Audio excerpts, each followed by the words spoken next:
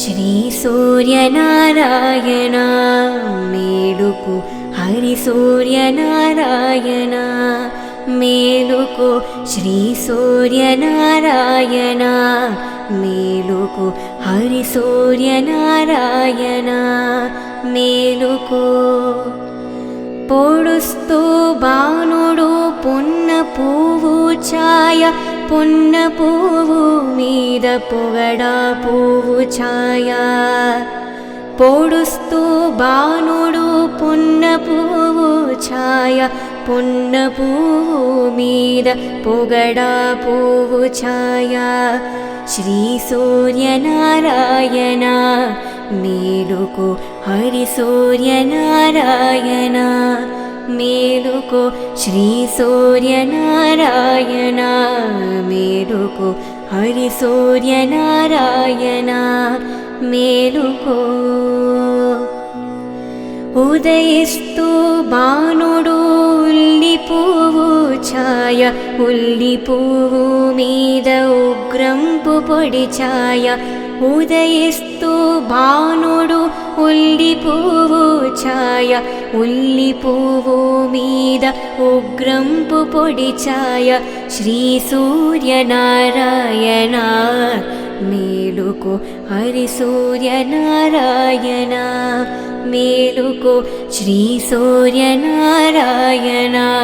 మేలుకు, హరి సూర్యనారాయణ మేలుకు.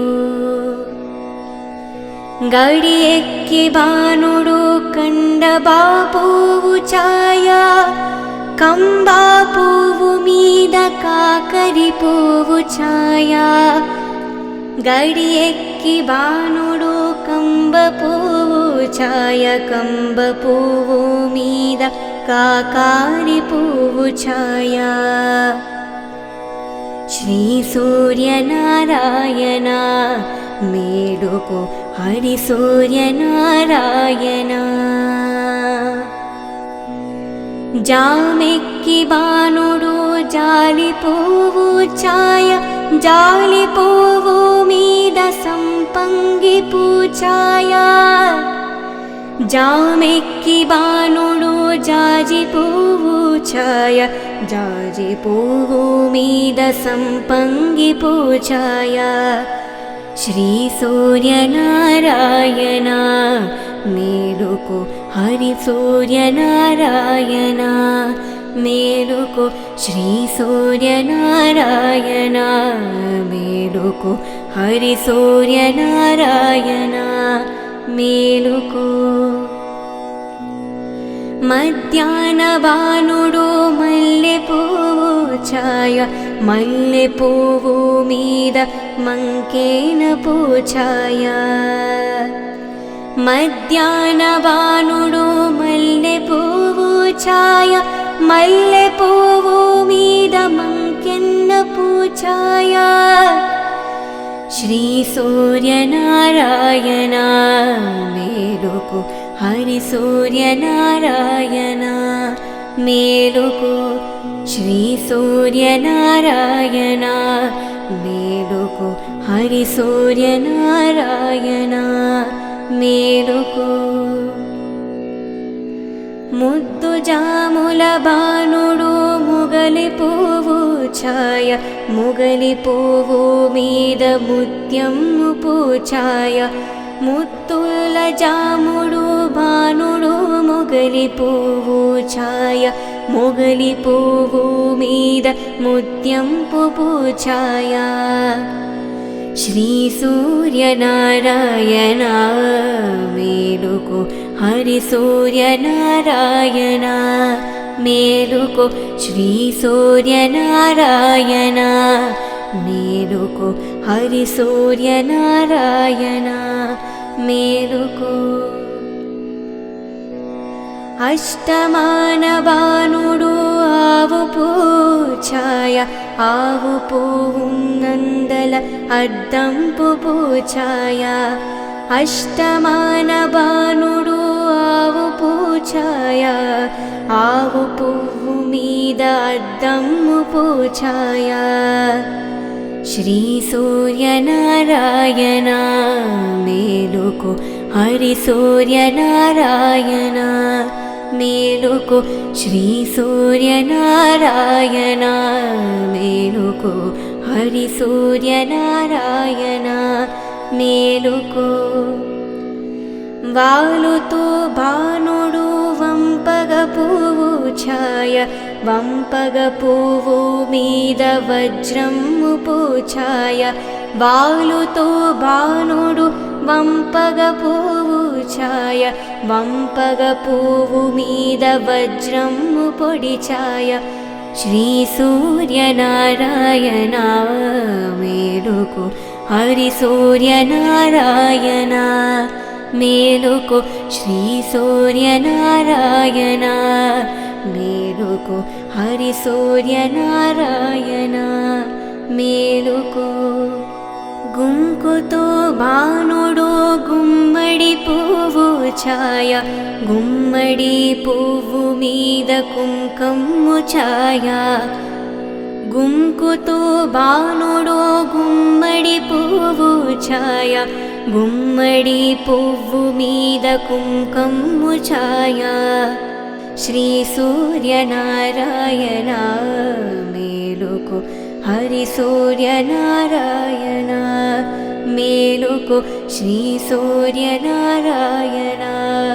మేలుకో హరి సూర్యనారాయణ మేలుకో శ్రీ సూర్యనారాయణ మేలుకో హరి సూర్యనారాయణ మేలుకో శ్రీ సూర్యనారాయణ మేలుకో హరి సూర్యనారాయణ మేలుకో హరి సూర్యనారాయణ మేలుకో హరి సూర్యనారాయణ మేలుకో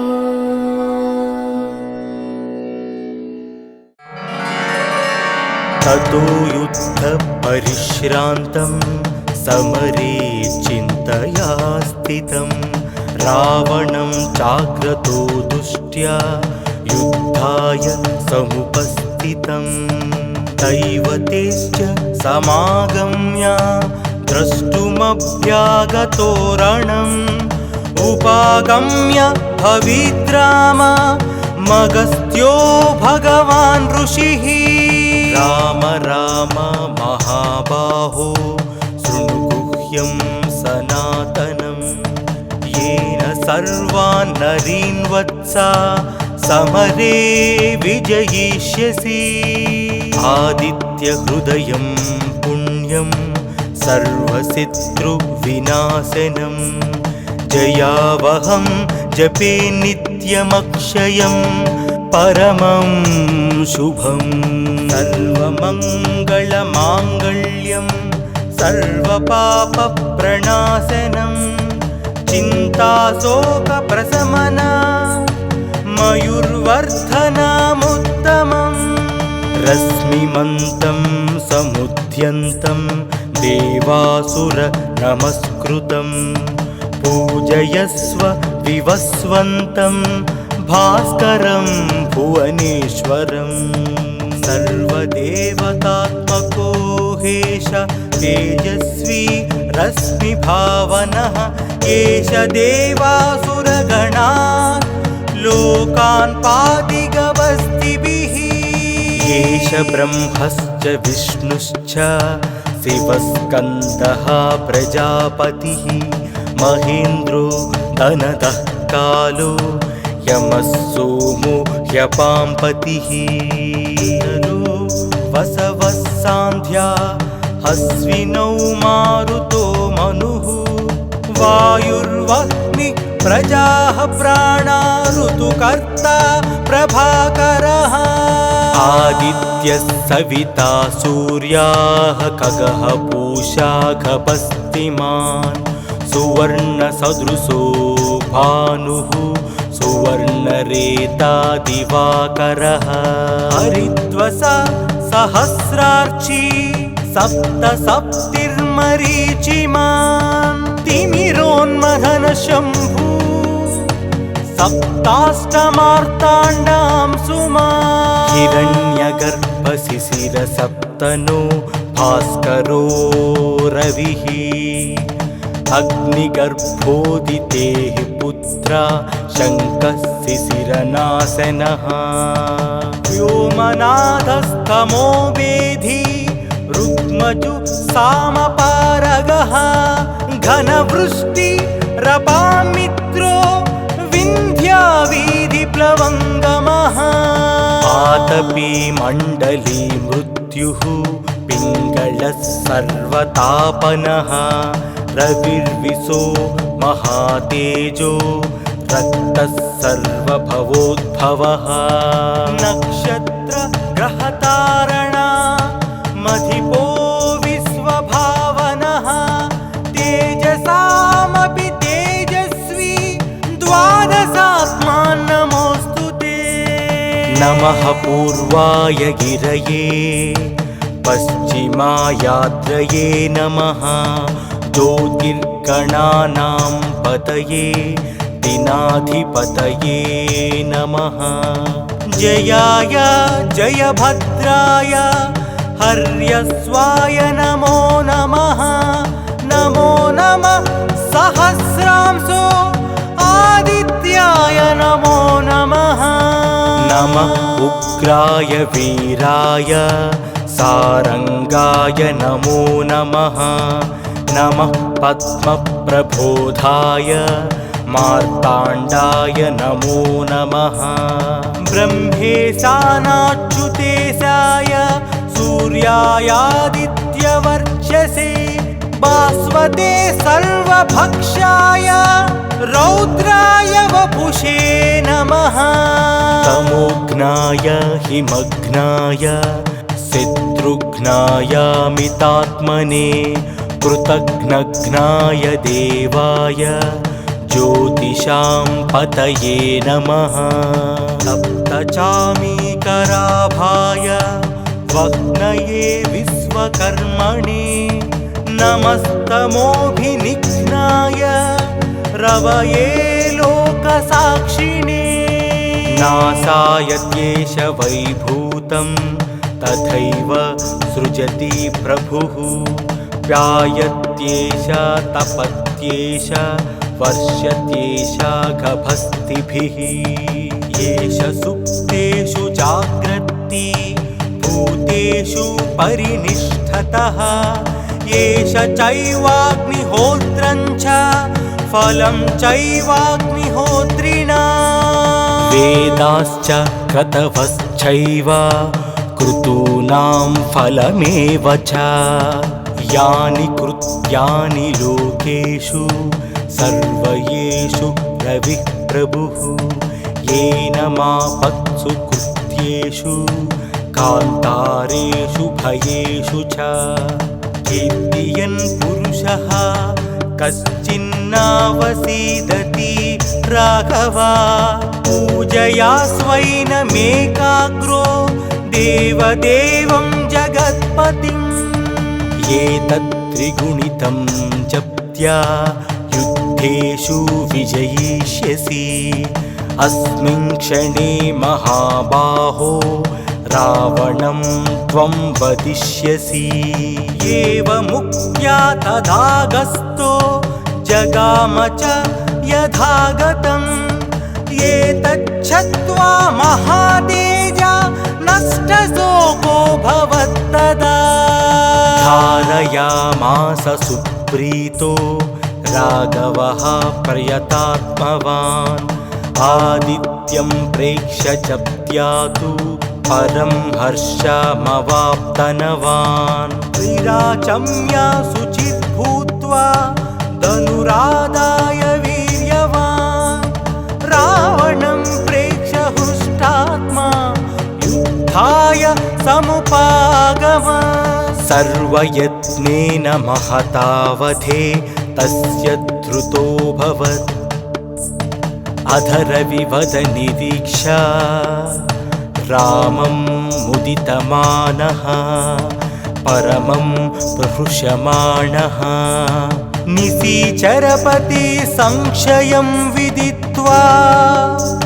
सुरगणमध्यगतोत्सर्वरेति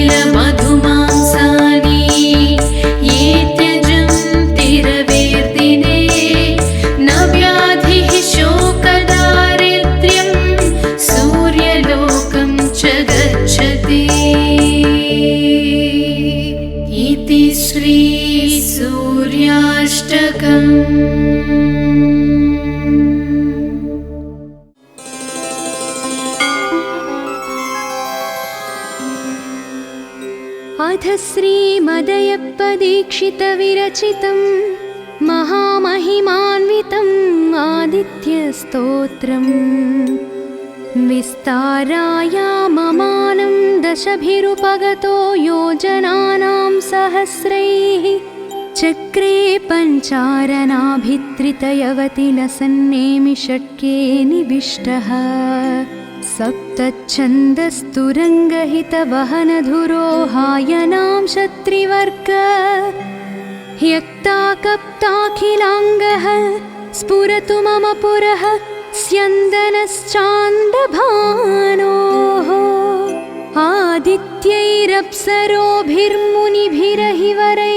आदित्यैरप्सरोभिर्मुनिभिरहिवरैर्ग्रामणीयातु धानैः गन्धर्वैर्वाखिलैः परिवृतदशमांशस्य कृत्स्नं रथस्य मध्यं व्याप्याधितिष्ठन् मणिरिव नभसो मण्डलश्चण्डरश्मेः ब्रह्मज्योतिर्विवर्तः श्रुतिनिकरघनीभावरूपः समिन्धे निर्गच्छन्दोर्कबिम्बान् निखिलजनिभृतां हार्दनाडी प्रविष्टाः नाड्यो वस्वादिबृन्दारकगणमधुनस्तस्य नानादिगुप्ताः वर्षन्तस्तोयमुष्टं तुहिनमहि जलान्यापिबन्तः समन्तात् पित्रादीनां स्वदौषध्यमृतरसकृतो भान्ति कान्तिप्ररोहाः श्रेष्ठांस्तेषां सहस्रे त्रिदिववसुधयोः पञ्चदिग्व्याप्तिभाजां शुभ्रां तारकौघं शशितनयमुखान् पञ्चचोद्भासयन्तः आरोहो भाजमुख्यास्त्रिभुवनदहने सप्तसूर्या भवन्तः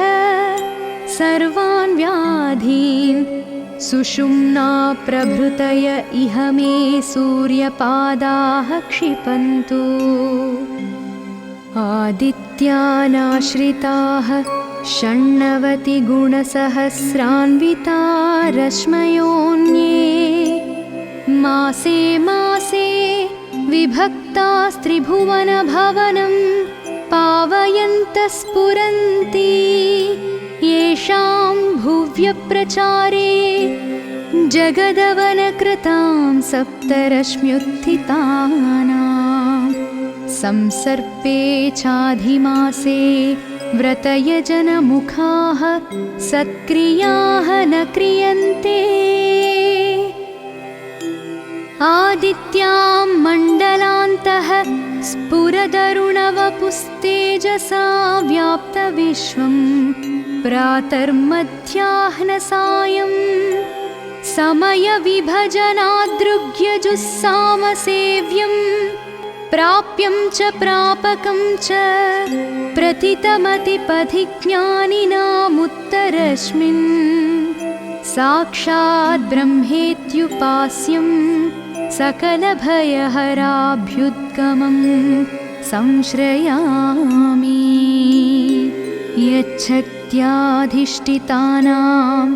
तपनहिमजलोत्सर्जनादिर्जगत्याम् आदित्यानामशेषः प्रभवति नियतः स्वस्वमासाधिकारः यत्प्राधान्यं व्यनक्ति स्वयमपि भगवान् द्वादशस्तेषु भूत्वा तं त्रैलोक्यस्य मूलं प्रणमत परमं दैवतं सप्तसप्तिम् स्वः स्त्रीगन्धर्वयक्षा मुनिवरभुजगा यातु धानाश्च नित्यम्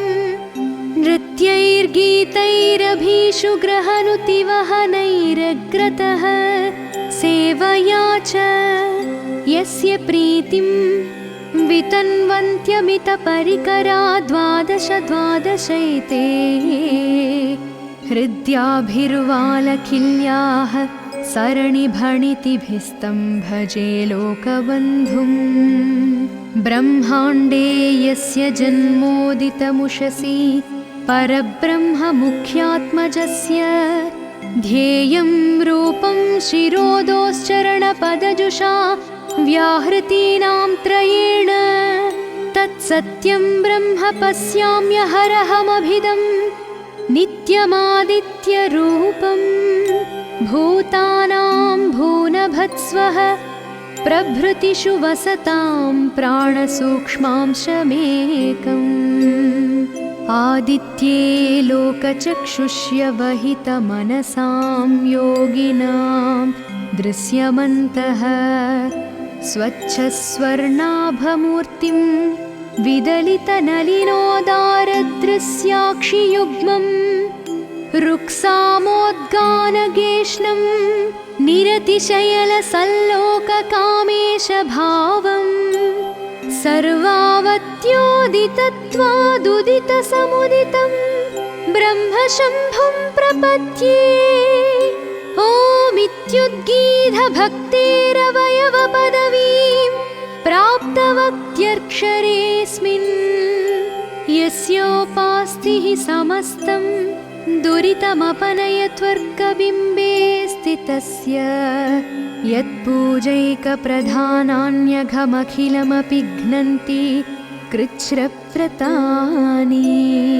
ध्यातः सर्वोपतापान् हरतु परशिवः सोऽयमाद्योऽभिषज्ञः आदित्ये मण्डलार्चिः पुरुषविभिदयाद्यन्तमध्यागमात्मा न्यागोपालाङ्गनाभ्यो नयनपथजुषा ज्योतिषा दीप्यमानम् गायत्री मन्त्रसेव्यं निखिलजनधियां प्रेरकं विश्वरूपम् नीलग्रीवं त्रिनेत्रं शिवमनिशमुमावल्लभं संश्रयामि अभ्राकल्पः शताङ्गः स्थिरपणितिमयं मण्डलं रश्मिभेदाः साहस्रास्तेषु सप्तश्रुतिभिरभिहिताः किञ्चिन्दूनाश्च लक्षाः एकैकेषां चतस्रस्तदनु दिनमणेरादिदेवस्य तिस्रः कप्ताः तत्तत्प्रभावप्रकटनमहिताः स्रग्धरा द्वादशैताः दुःस्वप्नं दुर्निमित्तं दुरितमखिलमप्यामयानप्यसाध्यान् दोषान् दुःस्थानसंस्थग्रहगणजनितान् दुष्टभूतान् ग्रहादीन् निर्धूनोति स्थिरां च श्रियमिह लभते मुक्तिमभ्येति चान्ते संकीर्त्य स्तोत्ररत्नं सकृदपि मनुजः